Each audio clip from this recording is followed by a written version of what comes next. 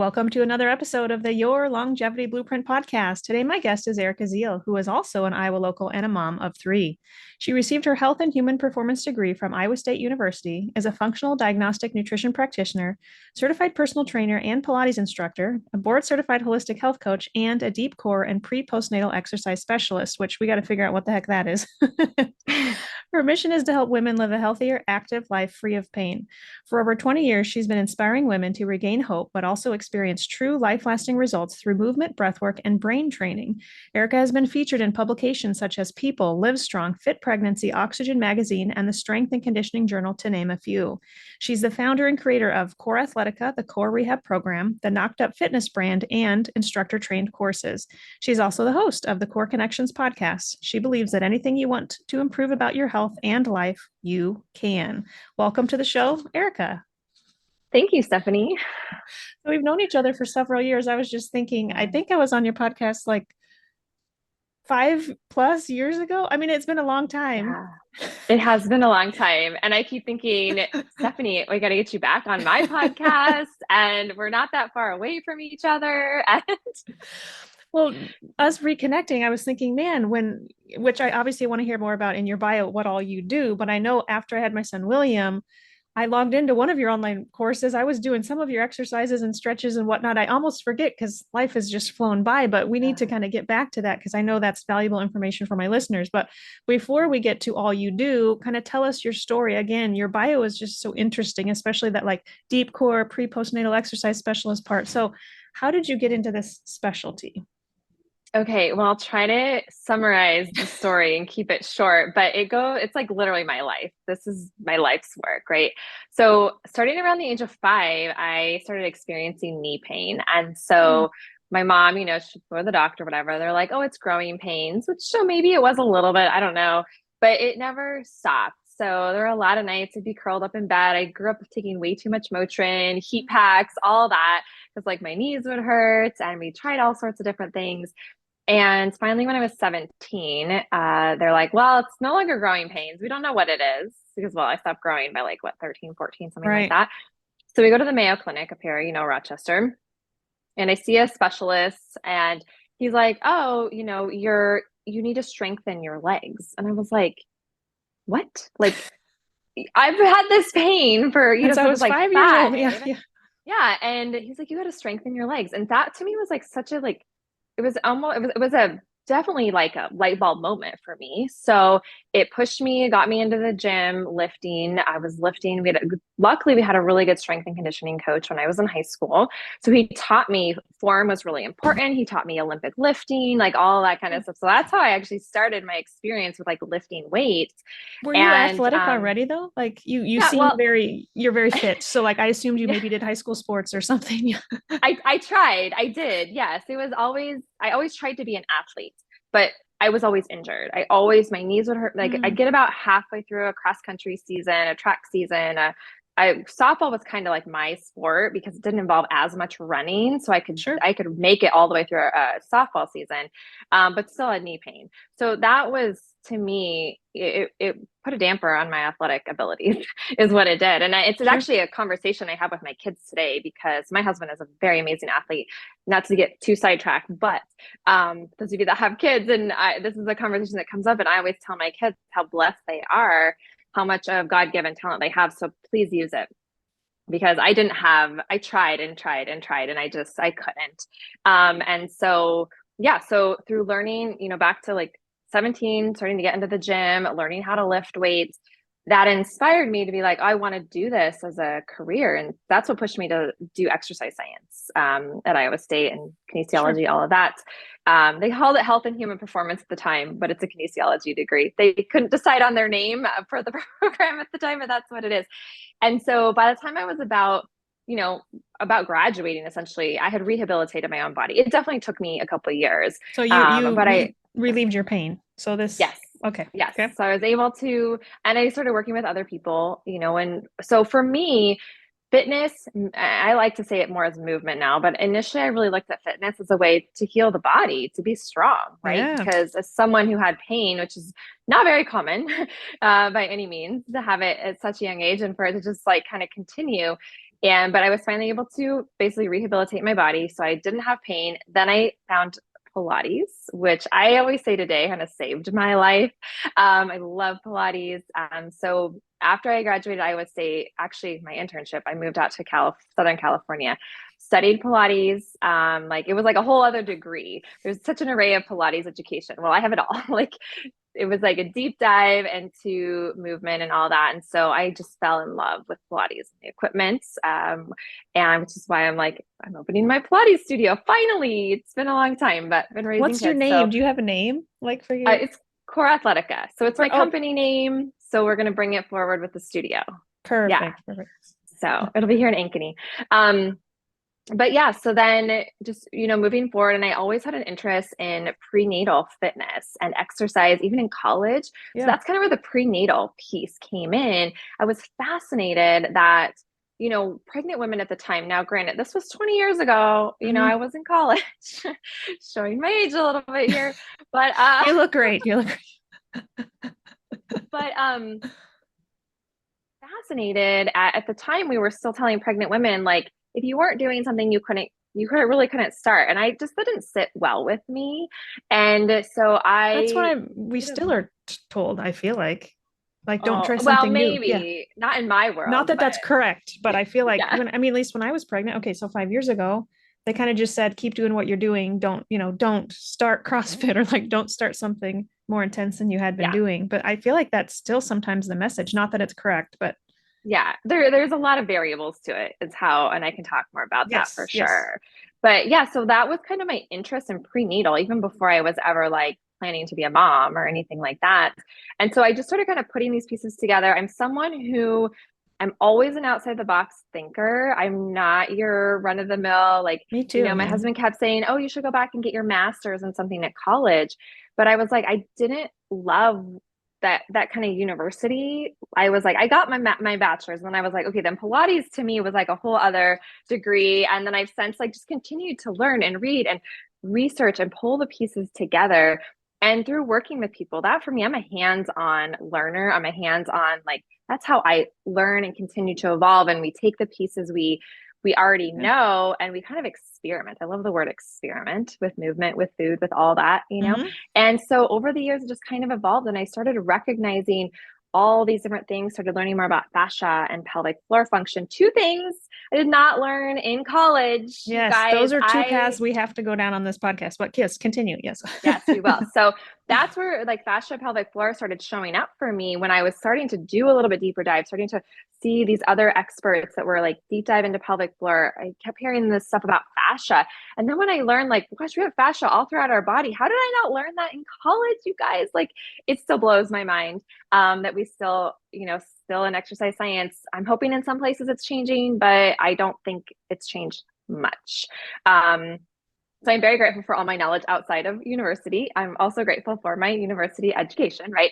But it's just all those pieces that have come together. And then when I was pregnant with my third, I was like, I should do a prenatal DVD because I was like, didn't like the core training I was seeing for pregnant women. So that was the start of DVD number one. And then I did a postnatal one, and then I created a couple more. And then I wrote a prenatal exercise book. And then DVDs stopped selling so well. So then it was like, let's make an online prenatal program. And then I saw this need when I moved back to Iowa from Southern California, because I had a whole influx of new clients and a lot of women, moms. And I started seeing such massive dysfunction, pelvic floor dysfunction, back pain, diastasis. And I was like, why are we struggling? I can help these women. And so that was when I started realizing, well, I can create a program for this. So then that's where my core rehab program actually came out of fruition, out of need, because I was like, these women should not be struggling like this. I shouldn't have these tears, like, because they go to their doctor, their surgeon, and be like, well, you can have surgery or you can just really like deal with it for the rest of your life. And I'm like, no. And they're like 28-year-old moms, 30-year-old moms, 35-year-old moms. And I'm like, this is a problem. And so that was when some big, light bulb moments for me, again, starting to see what we're teaching in mainstream fitness to what I was recognizing and doing and seeing with my clients was a complete 180. I was like, we weren't having those problems with my clients that I had, for a long time when I was in California. So then I move here and I start to see what kind of mainstream America women, moms are dealing with. And I was like, we have to change this. So that's what drove that passion for me to like do more in my the online business and create the programs that I have. We want to hear more about those, but as you're speaking, I'm almost thinking many times on my show, obviously I'm talking about the fireman versus carpenter approach, right? So the fire department approach, even to, I can never pronounce it. How do you say that? Diastasis recti is one way of pronouncing it. Will you explain that to the audience too? Like what that is? Yeah. Yeah. If you have it, you know what it is, but if you don't have it, you might not know what it is. Yeah. Yeah. So diastasis recti is the spreading of the linea alba, which is like that fascial line that goes down between our rectus abdominals. So the rectus abdominals are like our, so we think six-pack muscles. So it's really common during pregnancy that there's obviously a lot of stretching in the belly. So it's very common that women get diastasis recti during pregnancy, or if they go back to too intense exercise or they're not activating their deep core correctly postpartum, they can actually cause diastasis because of the relaxin in that tissue. Their body's not ready for it yet. But I also like to always mention men can get diastasis too by doing too many crunches. So, or women who haven't had babies. And every once in a while, I mean, babies are all born with it, essentially born with that separation. Because, I think babies have that little more like cute little belly, Yeah. right? And as they get a little older, the tissue should come together. The fascial tissue should come together and become stronger.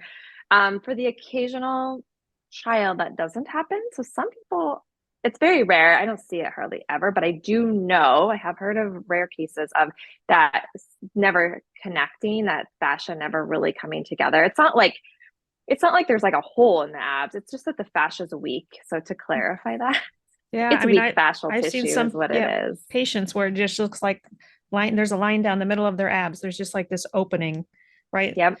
So that's for the listeners, just to explain what that is. And so I love, at least in this show, what I think we're going to get to more is that carpenter, that functional medicine approach versus the carpenter approach. I'm sorry, which versus the fire department approach, which you already mentioned is like surgery, right? That's not the only option. So thankfully we have this carpenter, this better approach. But I think we should back up and talk about what fascia is. So what is fascia? And why do you say it's our superpower? Yeah. Yeah, so it is. It's our superpower. Absolutely. So fascia really encapsulates our entire body. If you were to take out the outer layer of fascia, it would be the outline of our entire body, from the top of our head to our toes to our fingertips.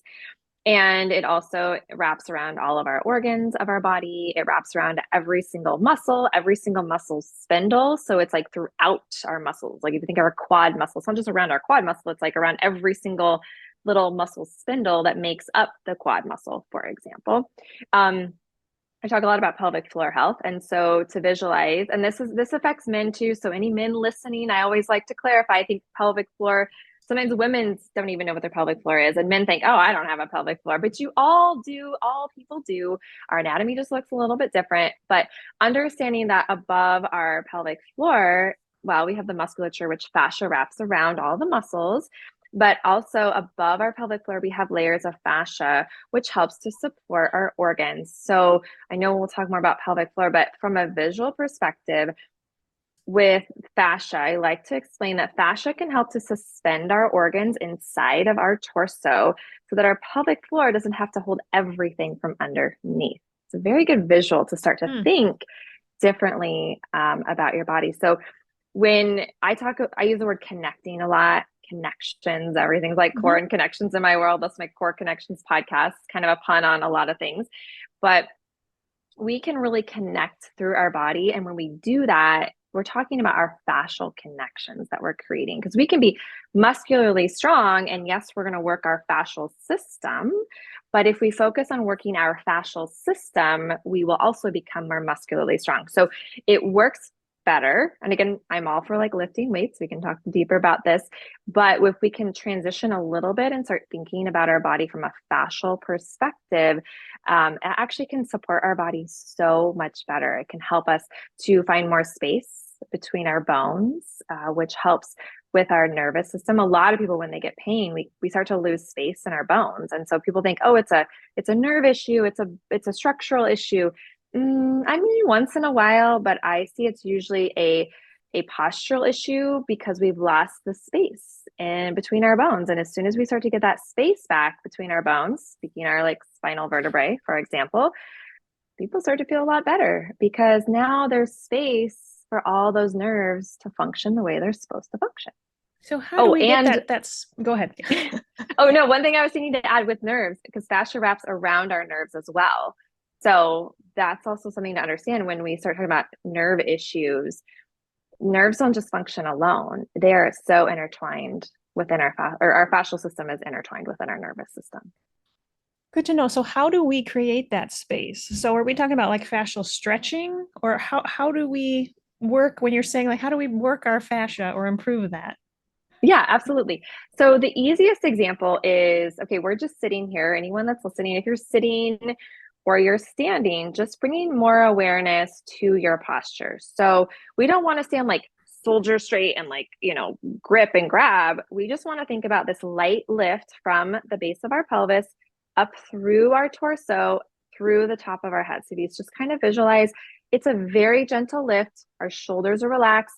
But if we can just throughout our day start to think about that gentle lift up through our body, it's going to start to strengthen our fascia of our body. The fascia inside that I said is like suspending our organs, right? Mm-hmm. But also along our spine, not only are the fascia, but again, the muscles as well, because we're going to work that part of our body. So posture really, really is a first step in helping to do this, because if we think about it, we spend so much time looking down at phones or on our computer. We're around it all the time. And I know you talk a lot about longevity, and you think about an older woman that has that kyphosis, extreme kyphosis. And there could be every reason in the book as to why that's happened. But most of the time, it's just because we haven't really worked on that awareness of keeping that nice posture. We have to bring awareness to that posture or we will lose it, because fascia forms the way that we move. This is why I'm so passionate about movement and posture and breathing and everything we're going to talk about, because it is a root piece of our health. And so if we work on and think about how we're holding our body and our fascial system a little bit, understanding it, then we can start to move our body out of pain or prevent pain. So if we think about that kyphotic, that rounded shoulder, right? Or that kind of maybe hump in the upper back that a lot of older people start to get. So if we can prevent that, we can also help to move the body out of that. But if we're rounded like this all the time, the fascia is going to become stronger in that rounded position and hold you there.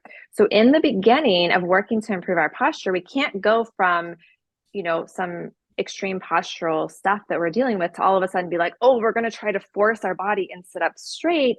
We have to give our body time. Fascia likes gentle and likes to be worked very gently is the best way of putting it. So we have to think about gradually increasing and improving our posture. So in the beginning of people bringing more awareness to their posture, mm-hmm. they might say, oh man, after like a couple minutes, man, my body gets tired, right? Because your muscles are working, we're waking up that nervous system more, we're increasing our blood flow of our body.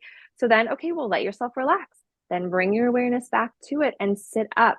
But the thing about it is we want to make sure we're not just using our back to hold us up. It needs to come from inside of our body too. That pelvic floor, that inside, that lower abdomen lift, and our mid back and lengthening up. And if we start to bring more awareness to that, we will train our fascia to be stronger in a taller, lengthened position, which will give your spine more space.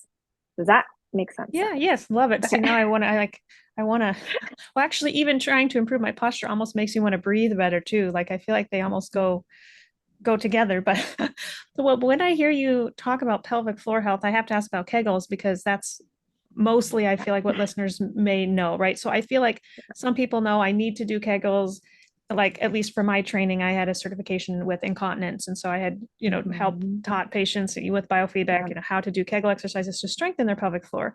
But I myself personally have more of a tight pelvic floor. I more need to relax my pelvic floor. Yeah. So I don't think Kegels are a good idea for me personally. And I recently listened to, I don't know if you listen to Huberman Lab, but Andrew Huberman had a podcast where he talked about how he was doing, I'm not going to say this correctly, but something like he was doing Kegel exercises with something else, with breathing or something. And he actually ended up having painful urination and he had to stop. And just that he was definitely not, that was not the right fit for him. And so, like, I guess I want to ask your opinion again, when in the context of pelvic floor health, my mind goes to Kegels. So, what is your belief? Do women need to do Kegels? Do they need to stop doing Kegels? How do you answer that?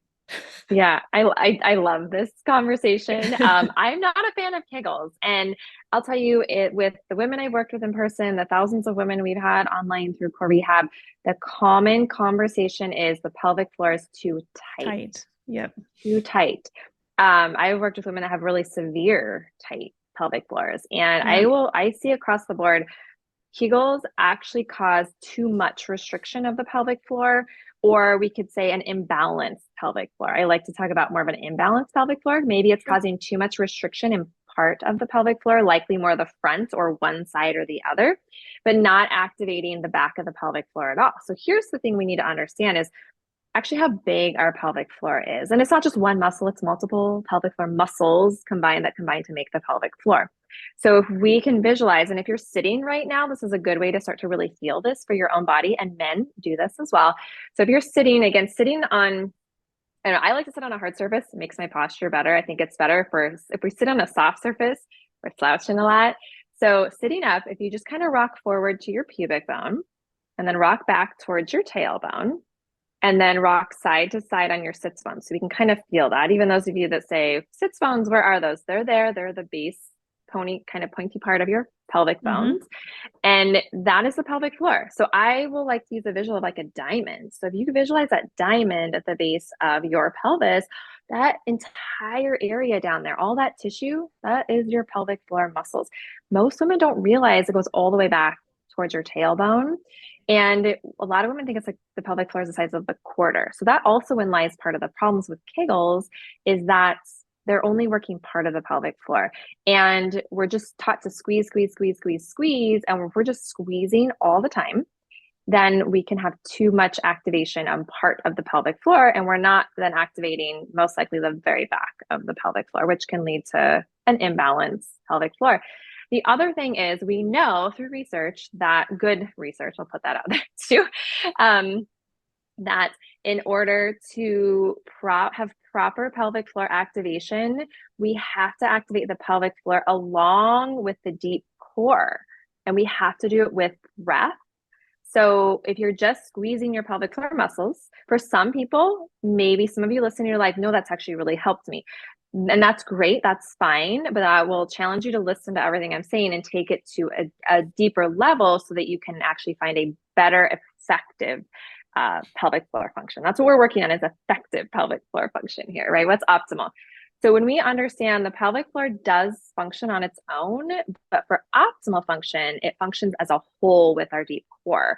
So again, remember that fascia image I gave you all, that your fascia is kind of suspending your organs inside. We have fascia above the pelvic floor as well. I feel like it helps people start to visualize like, okay, it's more than just the muscles trying to do the work. So it's really the entire capsule from our pelvic floor all the way inside our torso, right? Our intercostals, which are the muscles along the rib cage, our diaphragm, the deep muscles of the spine, the abdominal wall, which has layers of fascia in it. This is why our fascial conversation matters so much for pelvic floor function, because if we just focus on the muscular system, we get grippy, grabby obliques, we get grippy, grabby glutes. So all of you right now listening, we could do a little test to see if you cheat and use your glutes to activate your pelvic floor. So for all of you that know what a Kegel is, or you just want to try to activate your pelvic floor, see if you also clench your glutes. It's very interesting. So if you clench your glutes while you're trying to activate your pelvic floor, then we're definitely not getting good activation of the pelvic floor as a standalone, like, on its own. We're using our glutes to cheat. We should not use our glutes. So that's very common. And if we have that glute gripping, as I like to talk about it, likely you're standing or sitting with a tucked pelvis as well. And when we have that, we likely get low back pain, neck and shoulder pain, because if we're sitting right now and you go to like tuck your pelvis, or maybe you're already there, and that's okay. We have to listen to our body and start where we are and not overcorrect. And we're to make small, little, gentle improvements over time. And if we're in that tucked position like that, we're putting a lot of pressure downward on our pelvic floor, and it puts a lot of pressure into your low back. And then you can kind of feel how it goes all the way up to your neck. So believe it or not, neck and shoulder pain can come from imbalances in the pelvis, pelvic floor, glute, all of that. So we need to work on untucking our pelvis. Again, some of you may not be able to do that right now, but you want to work there because you don't want to overcorrect. And then all of a sudden now you're like, oh, now my back does hurt because I'm overusing my low back. So we have to also learn how to release and relax through Yes. the pelvic floor and the pelvis. I like the visual of just letting your belly go and think about your breath in from your nose, going all the way down into your pelvis, like softening your hip bones, like around the hip bones, like softening all that tissue through your pelvis. Because when we can learn to relax the tissue, guess what? We'll actually be able to activate it more effectively, which in my world is generally more gently, right? So remember I said fascia likes gentle. So something that works really well that I find helps women a lot. And again, this is stuff that's really hard to get like right now. So this is something like those of you listening that's really resonating with, like come back again, listen to it again later. Like it just takes time because we cannot force our body. If we try to force our body to find the pelvic floor, activation, then we're going to end up getting in these grippy, grabby patterns, which we actually need to get out of. Because again, the whole Kegels like are causing that. So if we can release and relax all the way down through the pelvis, pelvic floor, and then on our exhale, we think about that diamond shape, the pelvic floor. We gently draw all 4 points together. And then we think about like zipping up very gently all the way from the pelvis, pelvic floor, lower belly, mid back, top of the head. We're getting into our deep core, which includes our pelvic floor. We're improving our postural system as well, which will then help you with so many things. It sounds so kind of simple, Well, you but make it sound easy, complicated. but do you have videos? Like, is this like your online courses where you walk patients through like Yeah, practices and breath work to help them? Yeah. Because I went to a yeah. pelvic floor. I think it's just when you're in this line of work, like I knew too much and I was so worried, like, I don't want to have incontinence, like after having Williams. So I just went to the pelvic floor specialist. She's like, why are you here? I'm like, I just want to be proactive. Can you like tell me how my pelvic floor situation is, And I did have a really tight pelvic floor, and there were areas she had to do myofascial release. She even gave me a pelvic wand I could use. And, I mean, I learned so much. And again, like I didn't even have any known problems going into that, right? But Yeah. but she did kind of teach me how to identify tight spots and kind of relax them and whatnot. But it's work, and it's not just like super easy. It's It's a it's yeah, whole nother not. world. It's Yeah, yeah. yeah, it's you have to think of it as you're teaching your body something completely. It's like learning a foreign language for your body. And I have to remind women of that all the time because we want results yesterday. We want to feel like, well, why don't we already know this? We should have learned this before, but we didn't know. And we didn't teach this stuff. This is something again I always share with women, moms. I'm like, please start to share this stuff with your teenage daughters Mm, so they can yeah. start to strengthen their core the correct way. And because honestly, we know some of these pelvic floor issues, I would actually tend to say a lot of them start in the teenage years Yeah. because of the fitness they're doing, especially if they're like athletes, right? They're Mhm. grippy, they're grabby. We're just focusing on strength. We're not focusing on stability. And again, stretching, I have issues with stretching because we're so many times with stretching, we're not getting to the fascial system. We're just like overstretching our joints and Hmm. not really creating support with our stretching. So some of that stuff starts younger. And the thing is, and Stephanie, kind of back to what you were saying, like going to a pelvic floor specialist, which I will always encourage women to do to get that tactile feedback. And when you start to see like, oh gosh, I don't have problems right now, but I want to prevent them. Like Mhm. that's huge, ladies. Prevention is everything. It's so much easier to prevent than wait till you have a problem. And I will tell women incontinence is the first sign that there is a pelvic floor issue. And a lot of times with incontinence, women think, oh, my pelvic floor is too weak. Actually, it's likely everything we've just talked about. Now, I would say it starts to possibly shift as women get older. Yes, and Well, I think and there's a hormone component to that. When there patients have is, extreme estrogen deficiency and whatnot, yeah, yeah, more likely to get UTIs and leak. But that's one that's variable there. Yeah, yeah, and that's not the women that I'm usually working with. I'm working with women in their younger. 30s, Yeah, 40s, and yep. 50s, some into their 60s, And again, can you have had those hormonal shifts and still have a tight pelvic floor because you're still working out, which Mhm. is awesome. You're still having the old movement patterns. Yeah, Absolutely. So I still always challenge that when I do hear older women sure. that are like, oh, well, but my pelvic floor is too weak. Well, do you really know? Have you actually had someone evaluate that? Or you Right, just right. think it's too weak? So anyway, that's my whole take on a lot of the pelvic floor stuff. I want to go off on a tangent here for a second because so I have had multiple surgeries for endometriosis. I had my listeners know I had a big kind of infertility battle. Thank God William is here. But post all the surgeries, and then I ended up having a C-section and a horrific, yeah, birthing story. Um, anyways, that's just more trauma, right, to my um, abdomen. And I immediately went to my chiropractor who does like myofascial release and works with scar tissue because again, I knew too much. I wanted to make sure that my scar was in, good shape and as Yep. mobile as it could be.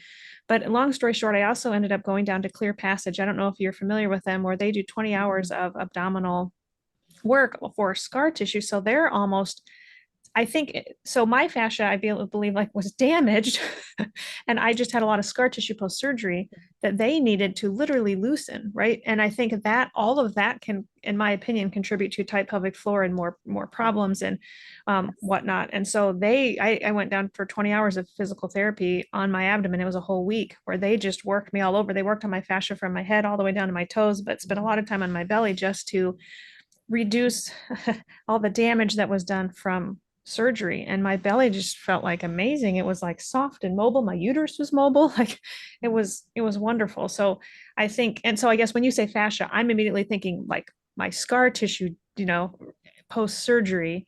um and I don't know if you want to comment on any of that, but that was Yeah. just part of my journey that I needed to, and I'm happy that I was aware of that to kind of get that dealt with, if that makes sense. Yeah, no, that's amazing that you are. And I will always recommend to women or men, to do like cranial. I assume they're doing probably Yeah, like kind of cranial they sacral did work that and too. stuff like Yep. that. Yeah. I love cranial sacral, that manual work on scar tissue because here's the thing is once we have scar tissue, we have scar tissue. But so I like to explain scar tissue is like all muddled up, restricted fascia. Yep. And where actually we can get problems with that is so let's use a C-section, for example. And this is where kind of the conversation comes where when a woman wants to have a VBAC and doctors are like, "Ooh, I don't know because you have that restricted fascia of," they don't Yeah. explain it Yeah. like this, but this is how I see it, Yeah. Please do. is Yeah. they've got all that restriction from that scar tissue. So the weak link is not actually the scar tissue itself, it's the area around that scar tissue. So what we can do, and Stephanie, like the work that you did, you softened that. So Yes. scar is still there, but we brought blood flow back to it. We Yes. improved the fascial tensegrity of that tissue, the scar itself, and the tissue around it. And then if we can even go deeper and say, like, yes, can you get fascial adhesions from, even not, that's not even talking endometriosis, let's just talk pregnancy in Yeah. general, or maybe lack of mobility, right? Can you get fascial adhesions of your organs kind of getting stuck along the inside of your pelvis, underneath your rib cage? Absolutely. And so, yes, having some manual work, going to someone who does cranial sacral type work can be fascinating. Absolutely. I've done cranial sacral is my favorite. It's way more powerful than just massage. You guys, I'm not a huge fan. Again, you might love massage, might feel great. I'm not saying it doesn't work, but the difference is that the cranial sacral is going deeper into our fascial system. It sometimes a lot of people, especially if you're not super body aware, you might feel like nothing's really happening, but there's a lot happening. Remember my comment earlier about fascia likes gentle. Hmm. So gone are my days. I don't do any trigger point release or heavy, like intense foam rolling on any clients because do you know what I find is that when I do a lot of gentle ball work or soft foam roller stuff Sure. and movement to lengthen the fascia to help to create support, right? Our body sometimes just needs support to overstretching. But if we need to actually release the tissue, it releases better with for more gentle and lighter with our body. And again, it might sometimes feel like you're not doing a lot, but it's actually so effective. It is amazing when you allow your body, because especially those of us that tend to be athletes and really want to like feel the burn and feel the pain and all that kind Right. of stuff, Right. we have to like Right. set that aside. But kind of back to like this scar tissue and stuff like that, is that absolutely. So with endometriosis, we've had any surgeries, things like Yep. that. that can restrict your organs inside. Remember Yep. all that fascia I Yep. mentioned, right? So absolutely it can affect for sure. But there's a lot. It amazed me when I first started seeing this with my core rehab program, and we have moms that had C-sections, and within a couple weeks, they'd usually start to see their incisions start to pink up. And they're like, oh my gosh, I'm starting to feel again. Cause like numbing is one of the Yeah. most Yeah. common, symptoms Yeah. with the Yeah. C-section. And they're like, I just can't activate, I don't know how to activate my lower abs and all that kind of stuff. Well, part of it is if we're doing traditional ab work, core exercises, we're just working kind of the surface level of our abs. We're not getting into that pelvic floor. And so when I talk pelvic floor deep core, we're working from inside outward, and we actually start to then activate with movement, with breath work, how to stimulate all the fascia of the core, but the lower abdominals. So with that C-section, for example, it amazes me. And I still would recommend, doing manual work on it too, but I know not everyone can afford that, or you can do manual work on yourself, of course. But it's amazing to me when that happens. And it just makes me so excited to really show how it's so powerful that movement, the breath work in the right way can really train our body to be so much stronger. And when we're improving, blood flow and all of that, like it helps your lymphatic system, it helps Hmm. your energy. Now you're like, oh, now I can actually feel more support of my lower back because I can wake up that lower abdomen, right? So it has a cascade effect when we start to really understand and wake all that tissue up. Everything's connected. Okay. So how does digestion affect our pelvic floor health? I love this question. Stephanie, how long do we have to talk? No, just kidding. As long as you have, no, I'm just kidding. Yeah. Okay, digestion does matter. And I hear from women all the time, constipation, right? Constipation is a real like epidemic in this country.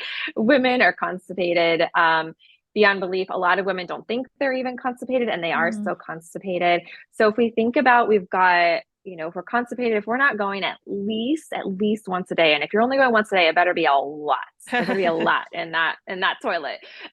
So if you're not having that, then you are likely constipated. And if we think about constipation, well, we've got that extra weight of the stool hanging out in our body, putting pressure downward on our pelvic floor. That's part of it. And then the other piece of it is the straining that can happen when we're having a bowel movements. That is really, really hard on our pelvic floor. So if we can start to improve our digestion, so we're having more regular bowels, so it's easier for us to go to the bathroom, that can have a profound positive effect on your pelvic floor. I see it all the time with my ladies. When I get their digestion improving, they're like, oh, wow, now I can feel my pelvic floor on such a deeper level because we've got all that and stagnation is part of it. I'm a big like energy person, understanding energy of your body. And if we're constipated, we are very stagnant in our body, in our bowels, in our lymphatic system. We can't detoxify. I'm sure you've had episodes talking about this, where if we are constipated, we are recirculating not only estrogen, but other toxins and stuff Yep. like that. So it's like then all the work we're doing, we're likely recirculating a lot of toxins, and that's leading us to feel more tired and brain foggy and pain in our body and inflammation. And it all ties in. And I'm, a big one that's like always talking about all the pieces that come together. So yeah, if you're, wanting to work on pelvic floor, deep core health, and you are constipated, I would definitely work on improving the digestion piece, like First. ASAP first. And I'm Yes. not someone to put a band-aid solution on things, but I will do some things for clients like ascorbic acid and some magnesium to just kind of get things moving initially, because we got to get it out. But then we got to figure out, well, why are we constipated? What's going on? And that's a whole other Totally. conversation Yeah, for we could have a another day. whole episode on constipation. But I totally agree. I tell my patients if we plug the exhaust on a car for one day, Yeah, that car would explode. But yet we think as humans, we don't have to poop every day. Like, no, no. Those toxins, yes. yes, do get recirculated in our Yeah, body. And yeah. So I want my patients pooping it, yeah, at least once a day. After every meal would be even better. We just want to be exactly. constantly eliminating. Yes. So what are some other true causes of back pain? Love this conversation. So, well, sometimes their back pain is actually from the back, but many times I've have discovered that it's from postural imbalances. Okay. It's from, pelvic imbalances. It's because we don't really know how to activate that pelvic floor deep core connection. It could be how we're sitting and standing throughout our day. A lot of people, especially, okay, well, let's talk about mom posture for a second. Can I call it that? I don't mean it in a bad way. It's just a natural progression that happens typically for moms because of pregnancy posture that happens. And we have our baby, we don't correct our posture because, again, unless someone is telling us about it or we're aware about it, we don't know. So Yeah. a lot of moms tend to hang out back into their back. So they're just they have this little lean back in just during their day all the time. Or we've been holding a baby on one hip and jetting a hip out. We've got That happened to massive me for sure. imbalances. Yes. Yes. Yeah, massive imbalances. Well, where do we start to then feel the pain? We feel it in our back. And so many people, they might go to a chiropractor, they might do Yep. this, get injections, all the things, right? And it's all focused on their back. Well, if I have someone walk into my world and they've got back pain, I say, okay, well, we're going to start with your pelvis. And sometimes they look at me like I'm a crazy person, but my pain's back here in my back. I'm like, I know. But if we just keep focusing on your back, I'm not going to get you where I need you to go. So it's all about everything for me comes back down to the foundation of pelvic floor deep core function, pelvic movement, what's going on with our pelvis. If our pelvis is twisted and shifted because we're pulling, one hip forward, that's going to constantly crank on your back, and you can work on your back all day long and we're not going to see the relief. You might get a little like instant relief, but if it keeps coming back, that's a sign right there that we haven't been looking at the right piece. So I just find time and time again, a lot of back pain is from postural imbalances. We got to get that deep core to wake up, right? If we're not, even if you think you have strong abdominals, you can still have back pain, because I find people that do a lot of crunches, they think like current traditional ab exercises, they're in this like rounded forward all the time, right? And that's putting actually a lot of pressure into that lumbar spine, and actually could be a piece of the problem. And we think, oh, but we're strengthening our abs. Well, we got to shift that even more. We got to get out of strengthening our abs and strengthening our deep core, which is that pelvic floor all the way up through the torso and that lengthening motion. So I do teach flexion. I will get my ladies back into doing flexion, but generally in the beginning, we cut the flexion out because I've got to retrain her how to wake up the deep layers. And before you know it, it's like, oh, the back pain goes away. Or even kind of back to the postural thing. If, next, everyone listening, stand up if you can and see where your weight is. If you kind of feel like you're hanging out in your back, just take your body and just kind of keep lifting through your body, but just kind of shift forward a little bit so you're on more of the arches and using your toes. A lot of people quit using their toes as they get older, and because we're told all the time, how many times are we told, put your weight in your heels, put your weight in your heels, do those squats with your weight in your heels? And well, like, that's true to a point, but I end up getting people like, hey, what about those arches of your feet? What about your toes? Guess what? There's a fascial line from our toes and the arch of our foot that goes all the way up through our pelvic floor, deep core to the back of the head. So it's very fascinating to think like how we stand can affect our pelvic floor function. So even just that, and again, I don't want you like over leaning forward. These are tiny, tiny Right. little adjustments. And all of a sudden you might start to feel like, oh gosh, if I just shift forward ever so slightly, oh, now I can actually start to feel my core a little bit too, like the deep layers. Yeah. It's amazing. It's funny to hear you say this because I was convinced I had a kidney stone postpartum. I was just with this back pain. I'd had a horrendous kidney stone and had to have surgery right before I got pregnant, like literally surgery to remove this kidney stone. I was just convinced I had another kidney stone because of back pain, and turns out it was posture related. So you were right on that one. Okay, so earlier in the episode, you mentioned that traditional stretching could be keeping the body in pain, that you're maybe against some traditional stretching. Can you expand on that a little bit? Oh, yes. So if we are doing traditional stretching, let's take, everyone knows what a runner's lunge is, right? Where you put your one, leg up on something and you kind of pull back to I stretch like that that stretch. Are you going to hamstring. tell me not to do that stretch? Well, I'm going to tell you a better way to do it. Okay. I'm not one to tell people not to do things. I like to make things, we're going to teach you how to make it so it's better. So instead of like, okay, pulling back and we're rounding our body forward to reach for our toe, right? Where we're going to feel a little hamstring stretch. We're going to feel a low back stretch. That could actually be overstretching, specifically your low back. And many times then it can keep our hamstrings tight, or like, well, let me explain how to do it and then I'll talk about like what it's doing. So Instead, the better way to do it would be to soften your knee if you need to. Most people need to, unless they're super hypermobile. But you want to think about lifting tall. Remember that posture, because if we're just rounded forward and we're limp and just trying to reach as far as we can, we're not activating our fascial system. So it kind of shuts off. And what do we want to do with our fascia? We want to teach it how to be connected in a lengthened way. So it's exactly how I'm going to teach you how to do a run or a stretch. So you put your leg up, out. You want to soften your knee, probably for most of us. And then you're going to pull your sits bones back and lift through your torso and hinge forward, only hinging as far as you can go without rounding your back. As soon as we round our back, we've kind of let go of that fascial connection. Here's what happens. If we can stay more fascially connected through stretches, it will be more effective, because I find time and time again, if we just stretch and we're going to kind of go limp through our body, but we're really trying to reach, then it can tell that area of the body, hey, when you come back out of it, hey, I don't have the support that I need to hold my bones in place. And then that can be where stuff starts to kind of grip and grab. And we start to then have pain out of it.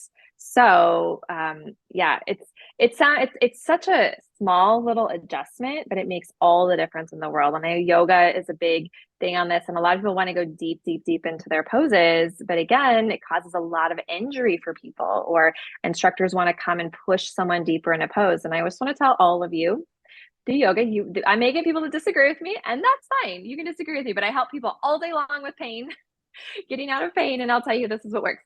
If we are forcing our body into deeper poses or deeper stretches than our body really is ready for, because we're not supported through it, it really can lead us into injury. Because again, it kind of goes into that, like, oh, our body isn't really supported enough to go deep enough into that pose. We come out of it, the body might even think, gosh, that felt kind of painful and not really good. So now my tissue is going to go, I need to grip and grab and support. Yeah. And didn't really serve the purpose. So kind of sounds like you're just saying, making sure we're elongating and lifting, and yeah. So if you go into like, I'm trying to think of like I don't do a lot of yoga. I'm a Pilates girl over here, but let's use like a warrior. Everyone knows like kind of what a warrior two looks like, right? Kind of a side lungey type position. And so many times people want to just go deep. It's all about, we see the pretty poses on social media. We want to just do the pretty poses. And I always say, like, my stuff on social media is not pretty, because my stuff's very like functional, educational for your body. And a lot of times most people can't really do the pretty poses and do them actually correctly. We need to stay higher in poses. We find that connection, that opposition through our body, that lifting. Then we start to feel, oh, now I can feel my glutes and hamstrings and deep core, that pelvic floor light lift. Now that I feel supported and strong, now I can start to go deeper. How low can you go and stay connected, I would say, in your body? And as soon as you start to lose it, you got to go higher. And in time, your body will get stronger in those ways, and you will be able to go deeper. But that's what I find. Okay, good. What role do you think breath work or breathing, right, plays in reducing pain? It's very important. So, so many of us, when we breathe, and again, we can all do this right now, listening, is just breathe in through your nose and see where your breath goes. See what happens. Do you breathe in, and do you feel like your shoulders rise up to your ears? When you breathe out, do you notice that you round forward like this, where your sternum goes down? Like, those are two signs that we're a little restricted through our breathing patterns here. And so we could talk about, like, let's learn how to breathe more diaphragmatically, which most people think is belly breathing. Again, I will disagree with that. I'm not against belly breathing. You guys can do it. I think it's great to just release and relax and let your belly go. That's fine. That is fine. No problems with it. But to truly get your diaphragm, right, which is the muscle that goes right along the base of the rib cage, right? And so if we really want to activate our diaphragm, we have to think about our breath going down, out to the sides of our ribs and the back of our ribs, even into our low back. That will activate your diaphragm so much better than just belly breathing. Most people don't know how to expand their ribs wide or breathe into their back. So even just like, I think the best way for people to start learning how to breathe into their back, especially if you're doing it seated and you're like, I can't do that, lay on your stomach on the floor and just practice breathing, and visualize your breath going down into your low back or towards your sacrum. This is something I taught my kids to do since they were little. Teach your kids to do this, you guys, because kids know how to breathe so well. And if we bring awareness, we have to bring that brain training that I love doing with Yeah, people yeah. because we're doing basically everything we're doing, everything we've talked about. It's brain training. It's getting us to realize what's going on, how we've been doing things, to how we got to change things and change that wiring of our brain. But I'm always like, teach your kids how to breathe this way. Like at night, especially little kids, or like you put them to bed, rub their back, put your hand on their low back, and just say, okay, let's take a night couple really slow breaths into your back. They know how to do it. They do so well. Kids are great movers, right? Little kids especially. And if you bring that awareness to them, then they can have that ability to keep it for the rest of life. We all could do it. I promise Hmm. you that. We could all could do it. We just lose it. We get really stuck and immobile in a sense. So when we can bring our breathing back and we can just open up the rib cage, open up our back with our breath, guess what? That right there gets a lot of people out of back pain because some of our back pain is just that our low back is trying to work so hard to overcompensate for lack of strength in other areas. And so that back breathing can be very beneficial.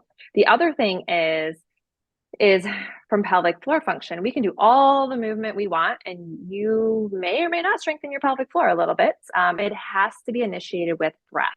So remember that postural example I gave at the beginning? It's that breath going down. And I know your breath doesn't technically go down to your pelvis, but we can elicit a fascial response with our breath if we are doing more diaphragmatic breathing. So if that breath can go down, out to the ribs, into the back, and we start to kind of visualize relaxation down into our pelvis and our pelvic floor, and then that exhale is initiating that gentle pelvic floor lift all the way up through our body, it will start to it strengthens your core in a whole new way. The other piece of it is for those of you that when you exhale, and you may have to watch yourself in a mirror and you notice that your ribs collapse inward, very common with my people that have done a lot Yeah, of crunches over the years. yeah. If we're compressing down, what is that doing to our neck? It's drawing up and putting tension in our upper traps and our neck, right? So when we breathe, we're breathing out to the sides of our ribs and into our back. And as we exhale, that gentle lift internally, we want to open up across our sternum. So we all know where that sternum is, right? Right above the chest here. If we can think about lifting through there and we soften the ribs underneath, I know it's a lot of instruction, but if we're thinking about that lifting, it'll start to wake up mid back muscles. It just works all together with what we want basically from our pelvis through our head doing. A lot of people, again, neck pain, shoulder pain, even low back pain, it can be from rib cage restriction. And it sounds kind of crazy, but it really can be because if we're breathing super shallow and our muscles and fascia are really restricted, it can just keep us in that kind of stagnant movement piece. So the rib cage stuff and the breathing is super, super powerful. And again, it's the same thing with the pelvic floor. Like a lot of you listening may not be able to do even like 10% of what I was cueing right now, but we can't ever change it if we don't bring awareness to it in the first place. So, Well, and the just me visual is, sitting here, yeah, listening to you, yeah, like as I'm doing that, I'm like, oh my gosh, my pelvic floor's tight. So now at least yes, I'm deep breathing, but that brought awareness to my pelvic floor that I'm like, okay, I need to like relax that. You have to yeah. just take the And time to sit and feel and yeah, mhm, yeah, raise you awareness do. for this. Yeah. Yeah. To be able to make Yeah. the change. Yeah. And with the pelvic floor activation with the breathing, I like to cue people with a percentage. I'll be like, okay, so now, Stephanie, for example, if you do it with the breathing in and then the exhale with a very gentle pelvic floor lift, try to activate your pelvic floor 50% of what you have been. And it tells the brain to be like, okay, I want some activation, but not as much. So let's play Sure. around with our body and experiment with different ways of trying to get ourselves to feel more about our body. And it's amazing how we just have to start with where we're at and work on it. And you are never too old. Anyone listening, you're never too old to learn this. Because I'll hear from people all the time, oh, well, but my babies are in their 30s. It's too way past. I'm like, no, no, no. No, no, no, no, no. It's never too late. Well, and what I find also with patients who have, we'll just say, very low libido or even inability to orgasm, whatnot, they have extremely tight pelvic floors. Everything is so locked up, they just can't relax. I have women in their Yep. 70s with super tight pelvic floor. I'm like, how has no one ever Yeah. found this on you before? I'm like, and I'm sending them to a physical therapist, whatnot, just to help. So yes, you're never too young and you can have this problem, I feel like at any age. So Yeah. Well, and I was gonna say why it happens is because the whole Kegel conversation back to that, and we're taught like squeeze, squeeze, squeeze because we don't want to, we don't want to have too weak of a pelvic floor. But I don't see many women with 2 week pelvic floors. I would agree. It's more than tight. Yes. Been there.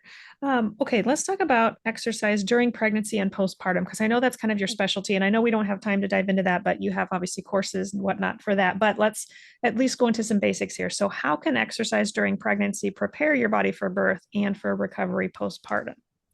Yeah, so I love talking about movement, exercise during pregnancy. I think it's so powerful, but I think it comes down to we have to tune into our body when we're pregnant, what we feel, what we feel up to doing, because there's so many variables.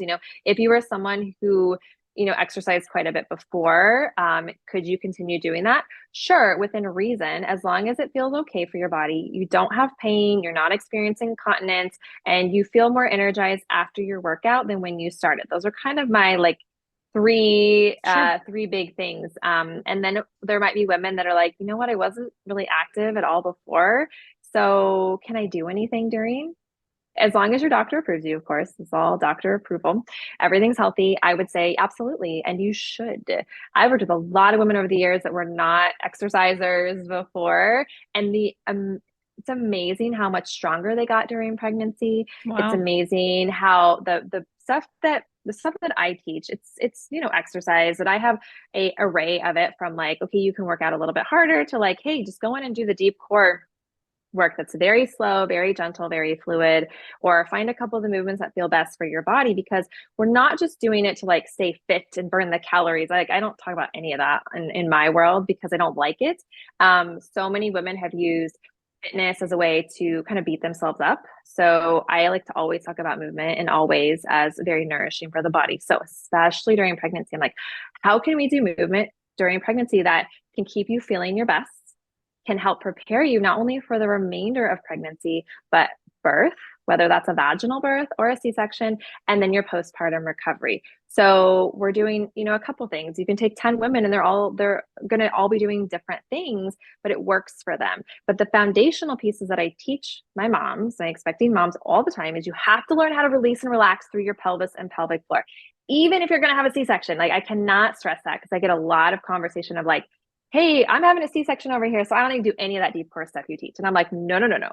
You You do still need to do. Yeah. do exactly, because your pelvic floor is still taking a lot of stress because of weight of baby. Yeah. So You're you're still likely holding the baby. gripping. Right. Right. Yes, Right. yes, absolutely.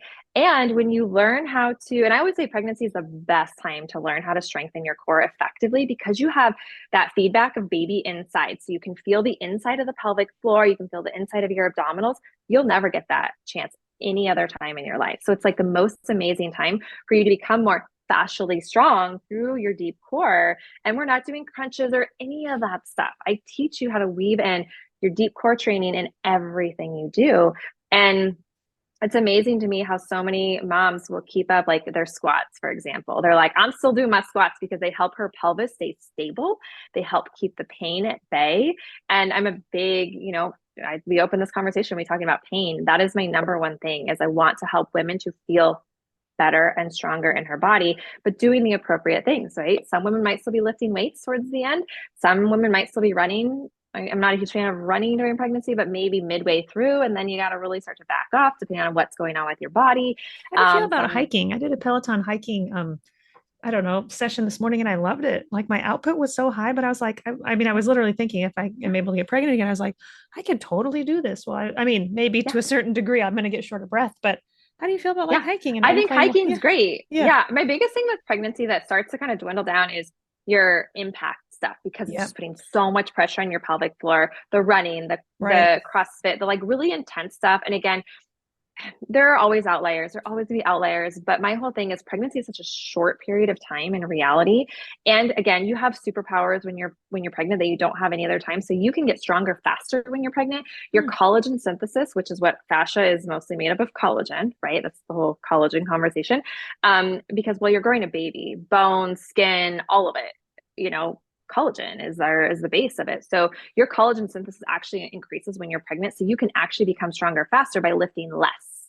So do less, Wow. and Yeah. you can actually do less during pregnancy, and it's actually as effective or more effective than when you were not pregnant. And as far as like what to do, how to gauge your cardio, you go by what we call the talk test. So if you're walking with a friend, you would want to be able to, or exercising with a friend, you would want to be able to carry on a light conversation with her. If you're feeling really winded, you got to take it back a little bit. If you're Miss Chatty Cathy, well, you could probably pick it up a little bit, you know? So it's, and no longer the heart rate variable, all that, because that just is so, again, variable between one woman to another. So I don't use that on my end. But the other piece with exercising during pregnancy and doing the right things, it's really about doing the right techniques, is I'm very big on preparing her for birth, whether it's a vaginal birth, whether it's a C-section, because we hear all the time from our moms that end up with, you know, a C-section, whether it was planned or for whatever reason, right? She's like, my surgeon always asks, what were you doing during pregnancy? Because like when he cuts for that tissue, he's like, it's so nice. And then when, you know, and then when she goes back, her healing is so much easier. Time and Wow. time again, we hear from moms, and this is always like why I do all this work, is I hear from so many moms that have, you know, found our prenatal program with not a first or a second even, and they're like, it is day and night, and it should get harder with each pregnancy, you would think. It doesn't have to. And I'm really big on, okay, what are we doing during pregnancy? How can we help her with birth? Because that all can have a profound effect on her during postpartum. And when we Sure. start talking about postpartum depression and things like that, if she can have an easier recovery because her birth went a little bit better, her body is stronger, she's more connected, she just has prepared her body, then she's likely to have a little bit easier postpartum. And we hear it time and time again. We have moms that come, like even with C-sections, she'll be messaging me at 2 weeks postpartum and be like, Erica, I know you said I can't exercise yet, but I really need to do something. So that's why in core rehab, we actually have an early postpartum that's, again, it's not exercise, it's therapeutic movement. It's very gentle, breath focused to just kind of wake up that tissue again, help her reconnect with her pelvic floor, but gives her something to do. So Yeah, she's that's not great. going out and doing things that are going to cause more harm or damage to her body. Yeah, one last question before we get to the final question. So thank you for that. So what about postpartum? So like what should women not do postpartum? Because I guess I want to make sure we circle back around to that. I got to think about how you say it again. Diastasis recti. Like Yeah. how can women not, and again, I'm sure you have a whole course on this, whatnot, but like how Yeah. can women not make that worse? So like what should they maybe not do postpartum? Yeah. So the biggest thing is giving your body time. I'm not a fan of not doing exercise because we lose strength twice as fast as we gain it, right? So that's why I have a program that guides you exactly what to do. But doing gentle, more therapeutic movement, not exercise per se. So yeah, get out and walk gently. Let's reconnect with our pelvic floor. But let's not hit the gym, lifting heavy weights, getting back to running too soon. Or doing crunches. Like, no, no, no, because that can cause so actually, you could be fine at say 6 weeks postpartum. Maybe you look like you have very little diastasis, things are healing well until you think, oh, I've got the green light. And then you hit the ground running literally. And next thing you know, you're like, wait, what's this bulging out of my vagina here? Or I'm starting to experience incontinence. Wait, why am I seeing this weird little ridge coming up out of my abs when I do crunches now? Like, they're like, wait, how did this happen when at 6 weeks things looked fine? Well, it's a couple things. One is relaxin, right? We have the relaxin hormone in our body for, again, you see different ranges, but I would say 6 months. That's kind of the consensus I have got from most of the research out there. So I always tell moms, please wait. Let's do other things and wait to run until it's close to 6 months postpartum. And I know a lot of Wow. people will be Yeah. like, that's a long time. And I go, yes, but we're talking about your lifetime here. I want to help you prepare your body so your foundation is stronger so that when you do get back to running, we have really mitigated our risk for incontinence, pelvic organ prolapse, all the aches and pains that can come with it. So, and again, we'll have outliers of women that can start running maybe more like 3 months. We'll have like I do coaching calls in my program because I'm always like, come on, let's have a conversation. How's your body feeling? How's it going? But it's usually not you're gonna go out for a 5 mile run. It's like, okay, maybe you can do a little jog and then you gotta walk a little bit. Like we just have to really work our body back in to our or exercise through our movement practice and not think, oh, we've had our baby, we've got the green light from our doctor, we can just go ahead and do everything we were doing pre-baby. And that's just not the truth. And it really just comes down from me caring so much because I work with women that have been in that situation and they didn't know about me, and she ends up with these Yeah. issues. And then she gets It could have pregnant been again, preventable. or it's Yeah. Yeah. years down the road and she comes back and she's like, I wish I would have known the stuff that you teach now, back then. And I didn't know, my doctor didn't know, and so on and so forth. So trying to save women a lot of heartache that we don't have to go through. Love it, love it, love it. Okay. So finally getting to my last question here. Where can listeners where can listeners find you? I know you keep talking about like which I need to do. I need to relearn how to kind of activate the deep core muscles. So like I'm once again intrigued, right? So how can listeners learn more of what you offer? So like where can listeners find you? What classes do you have? Tell us all the good stuff. So everything's on my website. It's ericaziel.com. My last name is Spell that, spelled yeah. Ziel.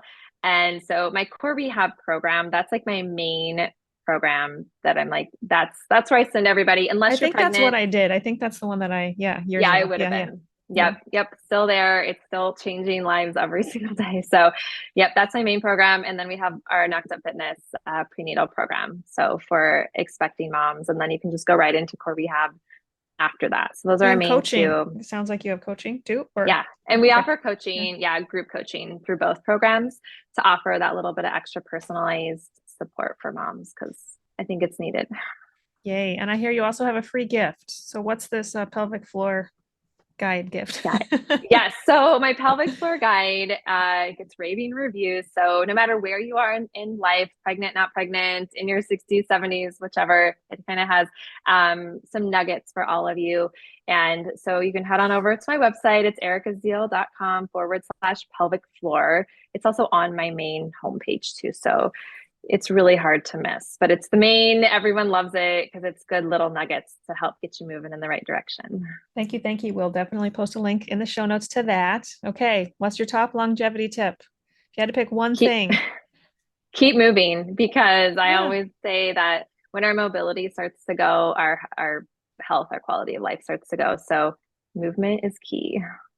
Love it. Yay. This was wonderful. Thank you for coming on the show today and just sharing how important our fascia and really fascia, I would say stretching and elongating our muscles and with deep breathing. Just thank you for sharing how important that truly is. Because I do think many times we think the opposite and we're maybe overstretching and yeah. And just raising awareness to the importance of our pelvic health and to that, what did you call it? The deep core, activating our deep core, which again, I need to relearn. So this was a very unique, different show, but is an important message. So thanks again for coming on the show. Thanks, Stephanie.